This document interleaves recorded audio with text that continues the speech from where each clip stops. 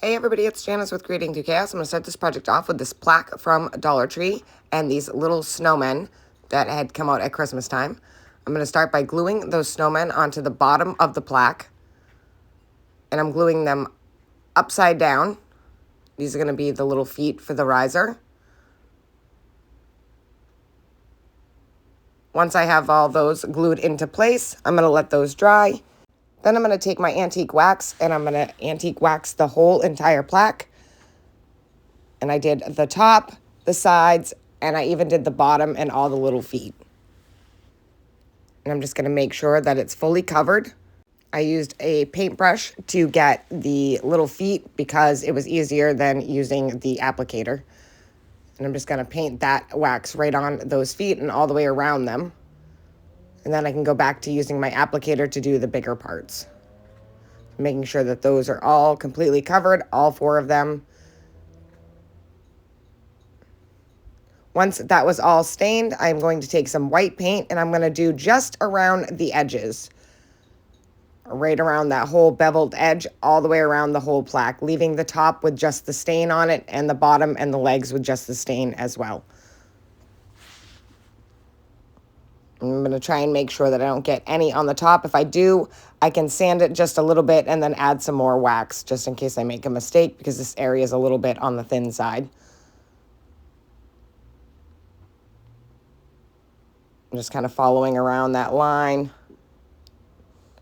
Once I have that all painted and it's fully dry, I'm going to take this stencil. It's made by Waverly and I got it at Walmart.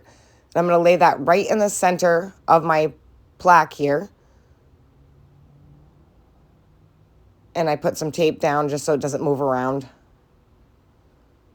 I'm going to make sure I get that stencil nice and even. And then I'm going to use a sponge pouncer and a very little bit of white paint. And I'm going to add that stencil right to the top of the plaque. I'm pouncing off the excess paint, so I only have a little bit of paint on my pouncer. I don't want it to bleed through. I'm just kind of making sure that I'm going slow enough that I'm not pushing the paint too hard through.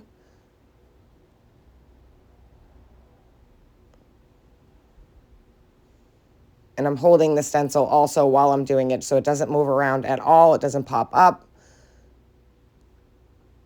And this will make sure that I get it nice and even everywhere and I don't get any bleeding. Once I have that all on there, I'm going to peel that up. And look how pretty this is. I absolutely love how it's turning out. Next, I'm going to take my sander. I'm going to sand off around the edges of that white just to bring some of that stain back through. I'm not sanding a ton, but just enough to bring a little bit of that antique wax back through that white, give it that final rustic look.